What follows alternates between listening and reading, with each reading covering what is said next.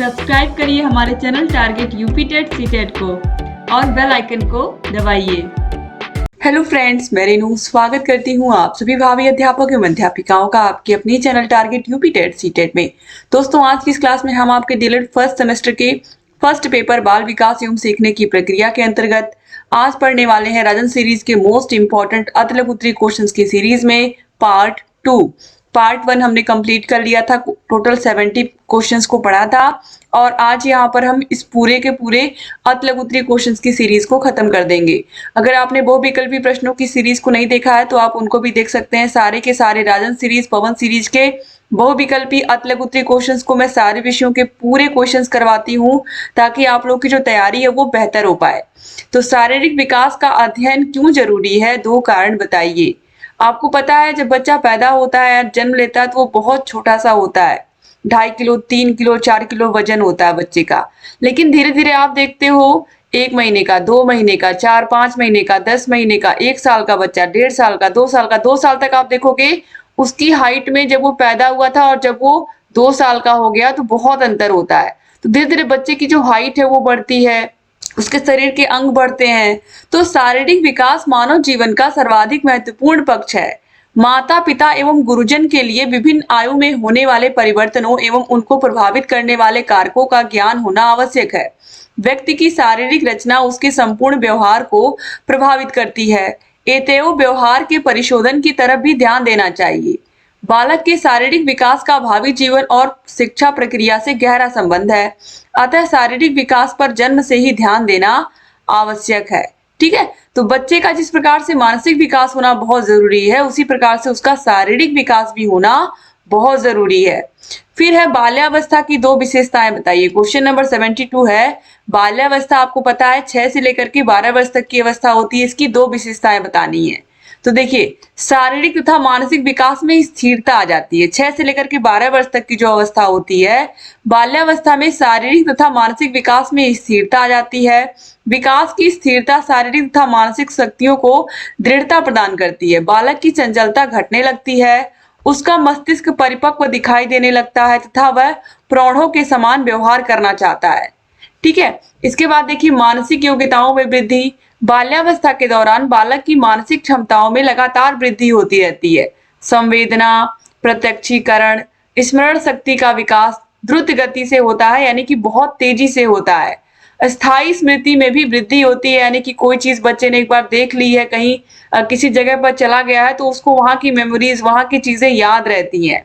इसके बाद question number 73 पर आते हैं। बालक के संवेगात्मक विकास से संबंधित विकासात्मक सिद्धांत का प्रतिपादन किसने किया था? तो किसने किया था? जीन पियाजे ने किया था। उन्होंने 4 अवस्थाएं बताई थी बच्चों के बौद्धिक विकास के, या संवेगात्मक विकास के, या संज्ञानात्मक विकास के। क्वेश्चन नंबर 74 पे आते हैं। व्यक्ति की वह मनोस्थिति जिसके द्वारा वह विभिन्न परिस्थितियों में सामाजिक तथा व्यक्तिगत समायोजन स्थापित करने में समर्थ होता है कहलाता है। तो ये कहलाता है समायोजन। क्वेश्चन नंबर 75 पे आते हैं। बालकों में कल्पना शक्ति का विकास कैसे कर सकते हैं? भाषा का विकास करके, दूसरा कहानियां या कथाएं सुनाकर। जब बच्चों को हम भाषा का विकास करवाते हैं, यानी कि उन्हें जब अपनी भाषा में बहुत सारे शब्द आएंगे, बहुत सारे वाक्य आएंगे, तो उस अपनी भाषा में वो और सोच पाएंगे। और जब उन्हें हम कहानियां सुनाएंगे, कथाएं सुनाएंगे, तो बच्चे उनके बारे में कहीं भी रहेंगे तो वो उसके बारे में सोचेंगे। बच्चे खेल भी रहे होंगे तो भी जो कहानी आपने स्कूल में सुनाई होगी उसके बारे में वो सोच रहे होंगे। या अगर आपने अधूरी कहानी सुनाई है, आपने कहा है कि आदि मैं कल सुनाऊंगा, तो बच्चे उस कहानी के बारे में कहीं भी रहेंगे, घर में रहेंगे, कुछ खाएंगे, कुछ भी करेंगे, वो उनके दिमाग में वही कहानी चलेगी कि आगे क्या इस कहानी में होने वाला होगा या किस तरीके से कहानी आगे बढ़ेगी। ठीक है, तो इस तरीके से कहानियां बच्चों को सुनाने से उनकी जो कल्पना शक्ति है उसमें वृद्धि होती है। क्वेश्चन नंबर 76 है। थॉर्नडाइक ने कितने मुख्य नियम दिए हैं? तो आप सभी को पता है थॉर्नडाइक ने सीखने के 3 मुख्य नियम दिए हैं। अभ्यास का नियम, तत्परता का नियम और प्रभाव का नियम, और ये आपको याद होना चाहिए। और गौड़ नियम कितने दिए हैं? 5।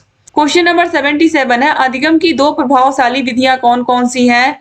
तो पहला है करके सीखना और दूसरा है अनुकरण द्वारा सीखना। फिर क्वेश्चन नंबर 78 पे आते हैं। रुचि एवं ध्यान में संबंध बताइए। तो रुचि तथा ध्यान एक सिक्के के 2 पहलू हैं, एक के अभाव में दूसरा नहीं हो सकता। क्योंकि किसी कार्य को हम ध्यानपूर्वक तभी कर सकते हैं जब उस कार्य में हमारी रुचि होगी। यानी कि जिस काम में हमारा इंटरेस्ट होता है उस काम को हम बहुत बहुत मन से करते हैं, और जिसमें हमारा इंटरेस्ट नहीं होता है बस उसमें हम खाना पूर्ति करते हैं। तो बस वही चीज है यहाँ पर। अगर कोई कोई चीज हमें अच्छी लगे, जैसे कि साइंस के टीचर है, क्लास में साइंस पढ़ा रहे हैं, अब आपको साइंस विषय आपको बहुत पसंद है, आपको प्रयोग करना, आपको करके सीखने में बहुत मजा आता है, तो आप उस टीचर की बातों को बहुत ध्यान से सुनेंगे। ठीक है, क्योंकि आपको उस सब्जेक्ट में इंटरेस्ट है, मजा आता है। और जिस विषय में इंटरेस्ट नहीं है उसमें आपको ध्यान लगाना पड़ता है। क्वेश्चन नंबर 79 है, व्यक्तित्व मापन की प्रमुख विधियां कौन कौन सी हैं? तो व्यक्तित्व मापन की जो प्रमुख विधियां हैं, पहला वस्तुनिष्ठ विधि, दूसरा है आत्मनिष्ठ विधि और तीसरा है प्रक्षेपण विधि। और इन सभी के बारे में मैंने आप लोगों को क्लास में पढ़ाया है। अगर आपने नहीं देखा है क्लासेस तो पूरी क्लासेस देख लीजिए अच्छे से, मैंने पूरा बाल विकास कंप्लीट कर दिया पढ़ा के। क्वेश्चन नंबर 80 है, स्मृति या स्मरण क्या है? तो सामान्य तौर पर स्मृति का अर्थ है याद रखना। वुडवर्थ के अनुसार जो बात पहले सीखी जा चुकी है उसको याद रखना ही क्या है? स्मृति है।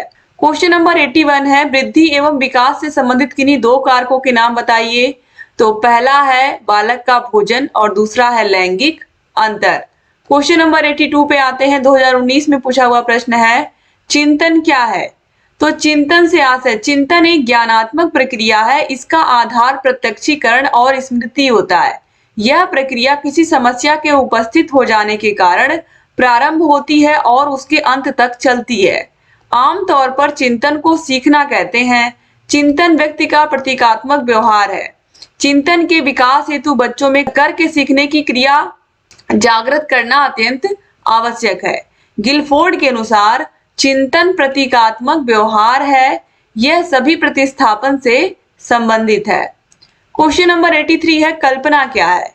तो मैकडूगल ने इसकी परिभाषा दी है और ये बहुत आसान सी परिभाषा है और ये एग्जाम में पूछी भी गई है।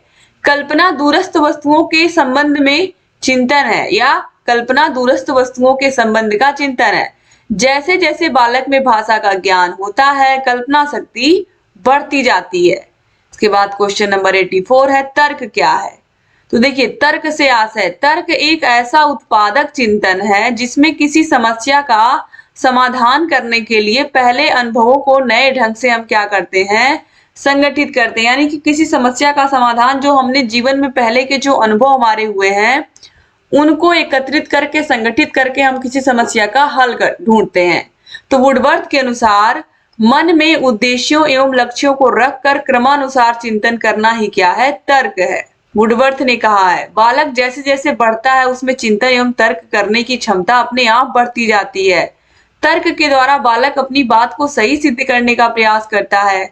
व्यक्ति में चिंतन करने से तर्क की क्षमता बढ़ती है।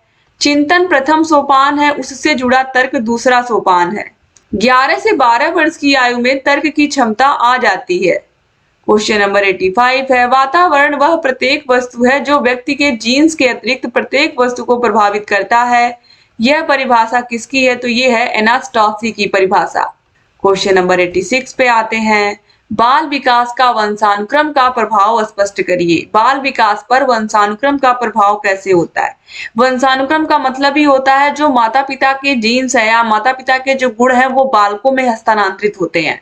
तो व्यक्तित्व के प्रत्येक पहलू पर वंशानुक्रम का प्रभाव निम्नलिखित रूप से पड़ता है। पहला है, बालकों में माता पिता की विशेषताएं हस्तांतरित होती हैं। दूसरा है, बालकों की मूल शक्तियों का प्रमुख कारण उनका वंशानुक्रम है।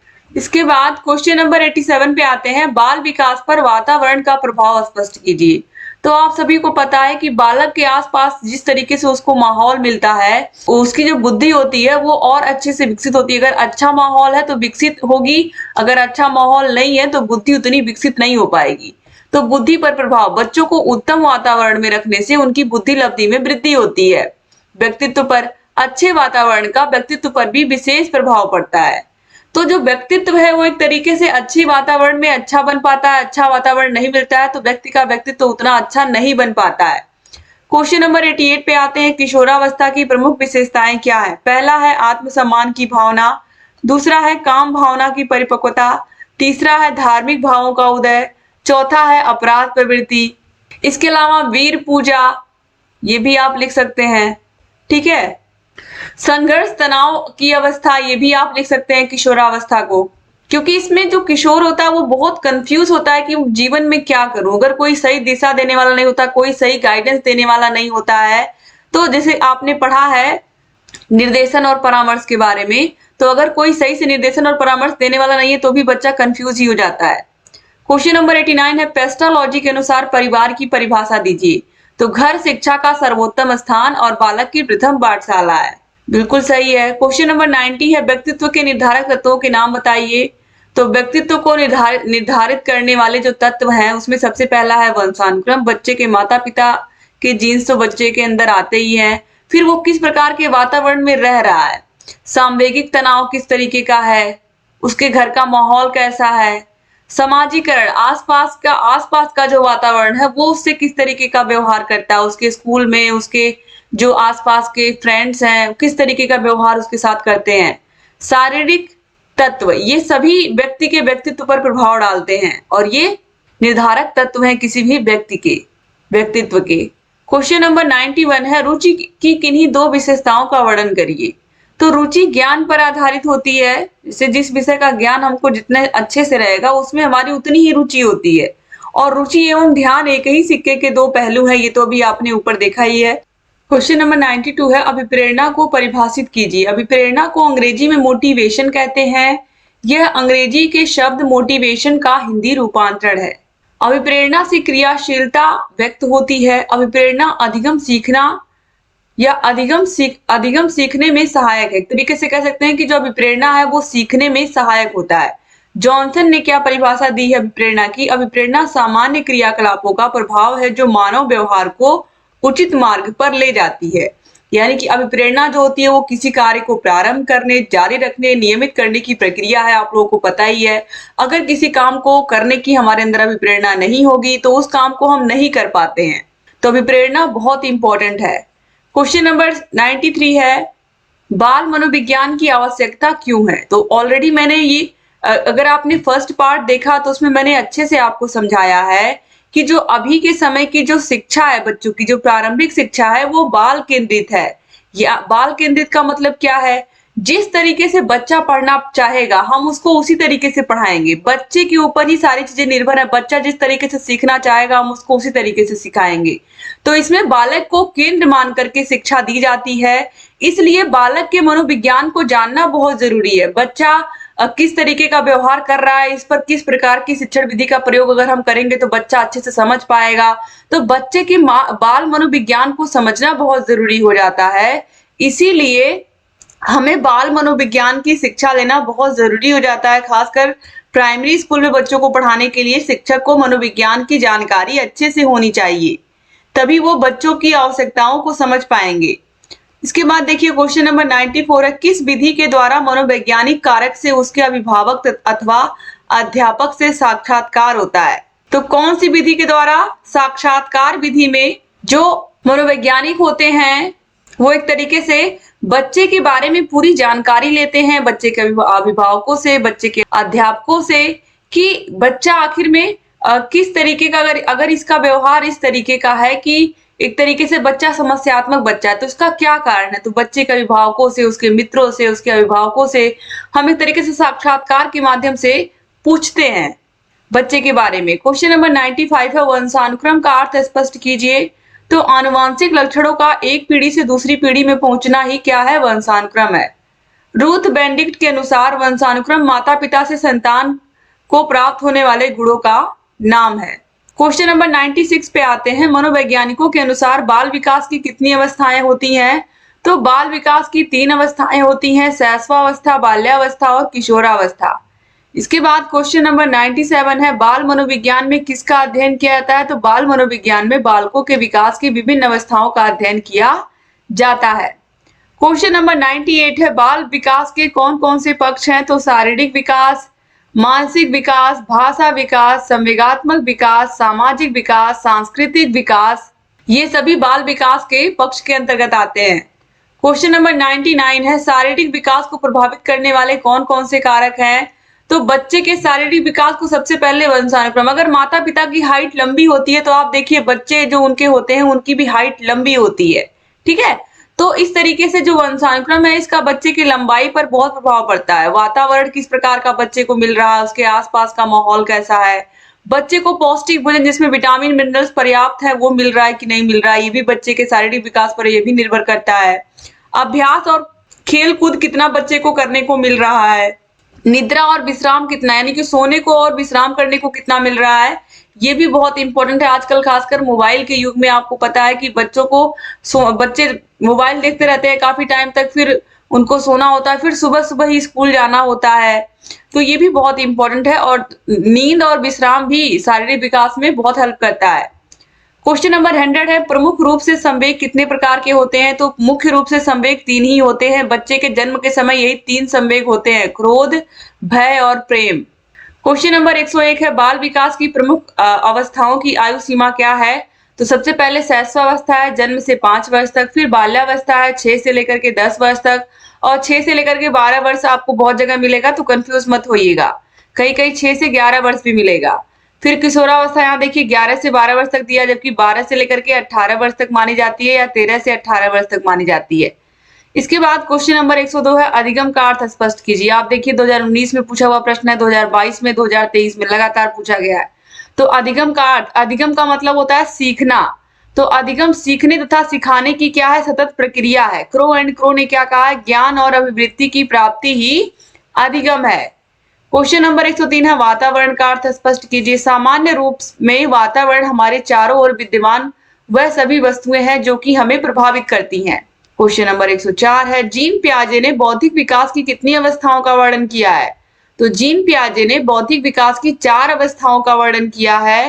पहला इंद्रिय जनित गामक अवस्था जो कि जन्म से लेकर के 2 वर्ष तक होती है, फिर पूर्व संक्रियात्मक अवस्था जो कि 2 वर्ष से लेकर के 7 वर्ष तक होती है, फिर है मूर्त संक्रियात्मक अवस्था जो कि 7 वर्ष से लेकर के 11 वर्ष तक होती है, फिर आती है अमूर्त संक्रियात्मक अवस्था, या जिसे हम औपचारिक संक्रियात्मक अवस्था भी कहते हैं, ये होती है 11 से लेकर के 15 वर्ष तक। क्वेश्चन नंबर 105 है, स्मृति किसे कहते हैं? तो सीखे हुए ध्यान को धारण करना ही क्या है, स्मृति है। सीखी हुई जो बातें होती हैं अगर वो हम याद करने पर याद आ जाती हैं तो वही क्या है, हमारी स्मृति, हमारी मेमोरी है। क्वेश्चन नंबर 106 है, कॉलर ने सीखने का कौन सा सिद्धांत दिया था? तो कॉलर ने सूझ या अंतर दृष्टि का सिद्धांत दिया था। इसने किस पर प्रयोग किया था? आप सभी को पता है, वनमानुष या चिंपैंजी पर। क्वेश्चन नंबर 107 है, थॉर्नडाइक ने सीखने का कौन सा सिद्धांत प्रतिपादित किया? तो प्रयत्न एवं त्रुटि का सिद्धांत। क्वेश्चन नंबर 108 है, पाउलो ने सीखने का कौन सा सिद्धांत प्रतिपादित किया है? तो अनुबंधन का सिद्धांत। क्वेश्चन नंबर 109 है, स्किनर के सीखने के सिद्धांत का नाम बताइए? तो क्रिया प्रसूत अनुबंधन सिद्धांत। फिर है अवधान क्या है? तो चेतना का केंद्रीकरण ही क्या है, अवधान है। फिर है बुद्धि परीक्षण क्या है? तो बुद्धि का मापन ही क्या है, बुद्धि परीक्षण है। फिर है क्वेश्चन नंबर 112, चिंतन क्या है?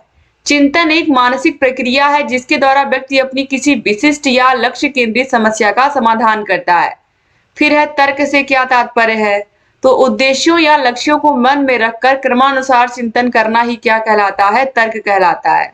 फिर है क्वेश्चन नंबर 114, कल्पना किसे कहते हैं? परोक्ष वस्तुओं के विषय में चिंतन करना ही क्या है, कल्पना है। और ये परिभाषा किसने दी है?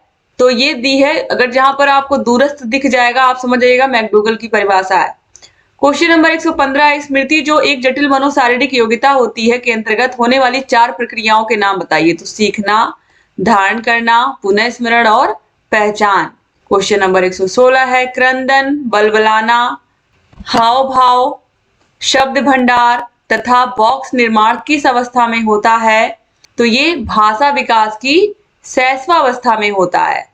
क्वेश्चन नंबर 117 है, अशिक्षित व्यक्ति बालकों के बुद्धिमापन किस परीक्षण से करते हैं? अशिक्षित व्यक्ति या अशिक्षित बालकों का बुद्धि परीक्षण हम किस विधि से करते हैं? तो अशाब्दिक बुद्धि परीक्षण द्वारा करते हैं। आप लोगों को मैंने क्लास में बताया है, अशाब्दिक यानी कि जिनको शब्द नहीं पढ़ने आता है उनके लिए अशाब्दिक बुद्धि परीक्षण हम करते हैं।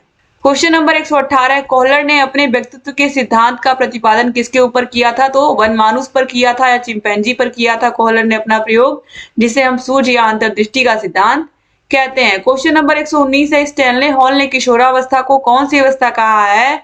तो स्टैनले हॉल ने किशोरावस्था को बड़े ही बल, तनाव, तूफान तथा विरोध की अवस्था कहा है। संघर्ष, तनाव, तूफान तथा विरोध की अवस्था। क्वेश्चन नंबर 120 है, हल ने सीखने का कौन सा सिद्धांत दिया है? तो प्रबलन का सिद्धांत। क्वेश्चन नंबर 121 है, गुथरी का सीखने का सिद्धांत है, तो ये गुथरी ने समीपता का सिद्धांत दिया था, बहुत इंपॉर्टेंट है। क्वेश्चन नंबर 122 है, संज्ञानात्मक विकास का सिद्धांत किसका है? तो जीन पियाजे का है, और ये बहुत बहुत इंपॉर्टेंट क्वेश्चन है। सामाजिक विकास के सिद्धांत का प्रतिपादन किसने किया था? 123 नंबर प्रश्न है, सामाजिक विकास का सिद्धांत वाइगोत्स्की ने दिया था।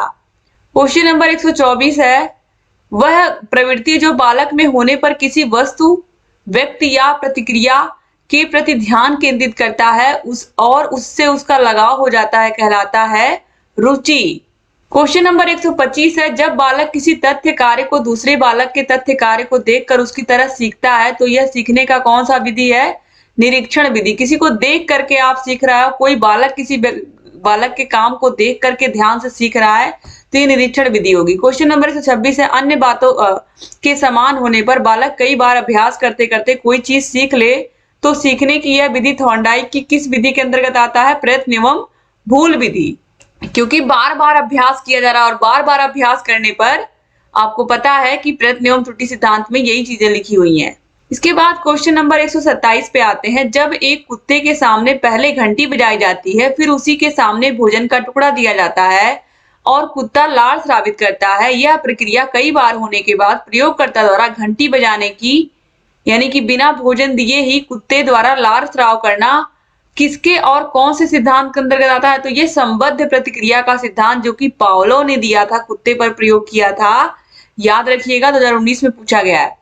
पहली अवस्था में घंटी बजाई जाती थी, उसके बाद तुरंत उसको खाना दे दिया जाता था। जैसे घंटी बजती थी, उसके मुंह से लार टपकना शुरू हो जाता था कुत्ते के मुंह से, और उसको खाना मिलता था।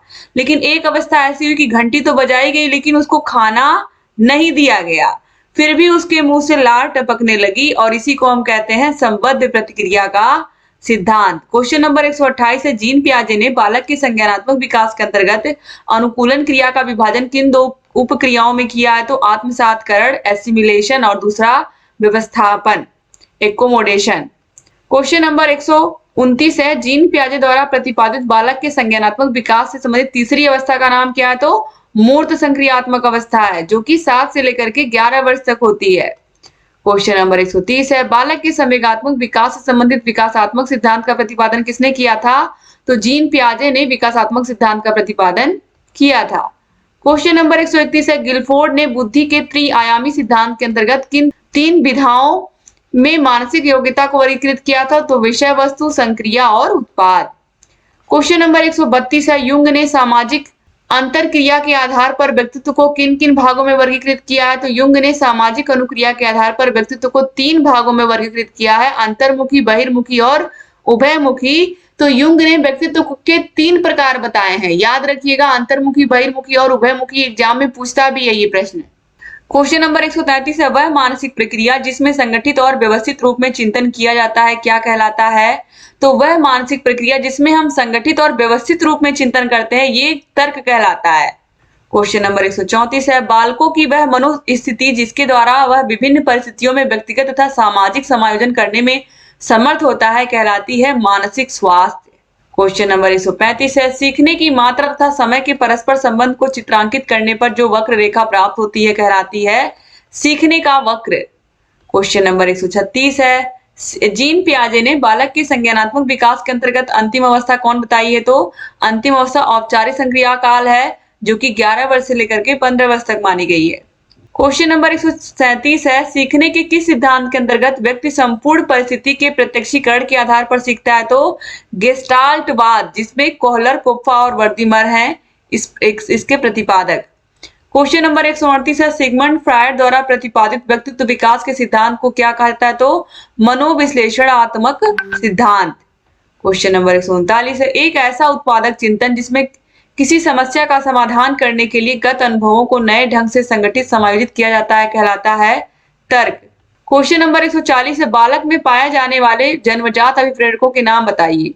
तो जन्मजात अभिप्रेरक है भूख, प्यास, नींद, होम्योस्टेसिस, तापक्रम का नियमन, मात्रिक व्यवहार, काम, पलायन, युयुत्सा, जिज्ञासा, क्रीड़ा तथा हास विनोद आदि। क्वेश्चन नंबर 141 है, वह प्राप्तांक जो किसी प्रदत्त को दो बराबर भागों में बांटता है कहलाता है मध्यांक कहलाता है। ये भी मैंने आप लोगों को पढ़ाया है क्लास में। अधिगम धारणा, पुनः स्मरण तथा पहचान आदि संक्रियाएं किसके अंतर्गत आती हैं? तो स्मृति के अंतर्गत आती हैं। और इसके बाद हम लास्ट क्वेश्चन देखेंगे, संतुलन के कोई एक उदाहरण देकर के समझाइए। संतुलन को कोई एक एग्जाम्पल देकर समझाइए। तो भौतिक विज्ञान में संतुलन से अभिप्राय गतिहीनता से है। गति अनुपस्थिति बताता है, जबकि भौतिक विज्ञान में यह स्वयं गति की अनुपस्थिति को बताता है। अच्छा उदाहरण है मांग तथा पूर्ति की शक्तियों द्वारा प्राप्त सबसे संतुलन है। मांग तथा पूर्ति की शक्तियों द्वारा प्राप्त संतुलन सबसे संतुलन है। तो यहाँ पर देखिए जो संतुलन है आप सभी को पता ही है कि जो गति की अवस्था होती है, जो अगर कोई चीज संतुलित रखी हुई है, कोई चीज मेज पर कोई किताब रखी हुई है, तो ये बिल्कुल संतुलित अवस्था में यहाँ से गिर नहीं रही है।